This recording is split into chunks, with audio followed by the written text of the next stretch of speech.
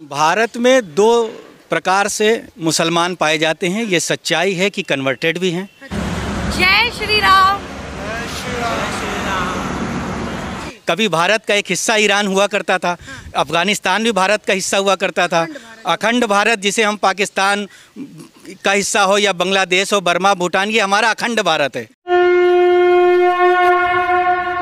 विहाय कामान यह कर्वान पुमांश्चरति निस्पृहः निर्ममो निरहंकार स शांतिमधिगच्छति। अर्थात जो मनुष्य सभी इच्छाओं व कामनाओं को त्याग कर ममता रहित और अहंकार रहित होकर अपने कर्तव्यों का पालन करता है, उसे ही शांति प्राप्त होती है। दोस्तों, अगर आप इंटरनेट पर सर्च करें कि दुनिया का सबसे पुराना धर्म कौन सा है, तो आपको एक ही जवाब मिलेगा, सनातन धर्म। सनातन धर्म अर्थात हिंदू धर्म। हिंदू धर्म दुनिया का एकमात्र ऐसा धर्म है जो इतना पुराना होते हुए भी आज तक टिका हुआ है। यह धर्म न सिर्फ अमेरिका, रूस और ब्रिटेन जैसे शक्तिशाली देशों में फैल रहा है, बल्कि इसका प्रभाव सऊदी अरब, ईरान और इराक जैसे कट्टर मुस्लिम देशों में भी बढ़ता जा रहा है। हिंदू धर्म के फैलने का एकमात्र कारण है कि यह धर्म कभी भी दूसरे धर्मों से द्वेष या घृणा नहीं करता।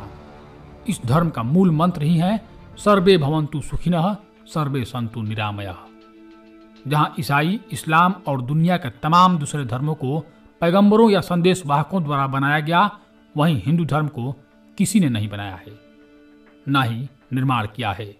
यह धर्म सदियों से चला आ रहा है, इसका ना ही आदि है और ना ही अंत। इसीलिए तो यह धर्म सनातन है, शाश्वत है।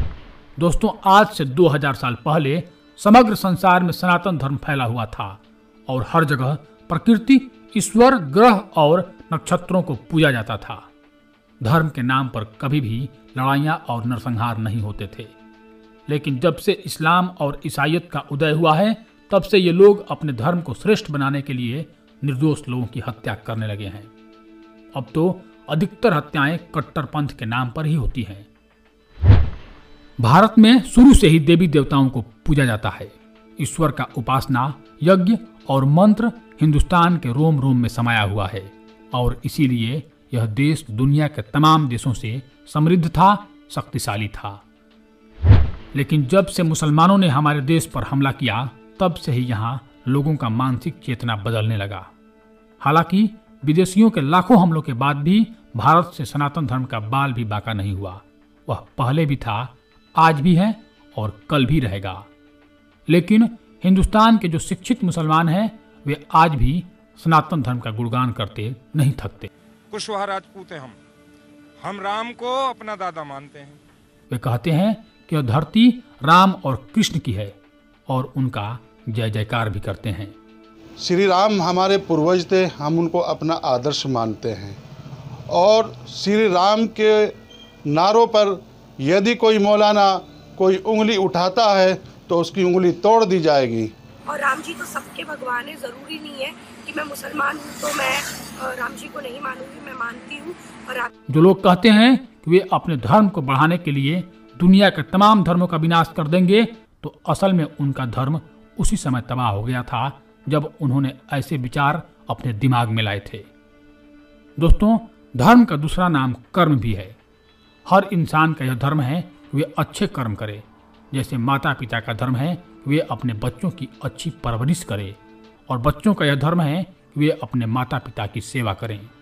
एक किसान का धर्म है कि वो फसलें उगाए और दुनिया से भूख मिटाए।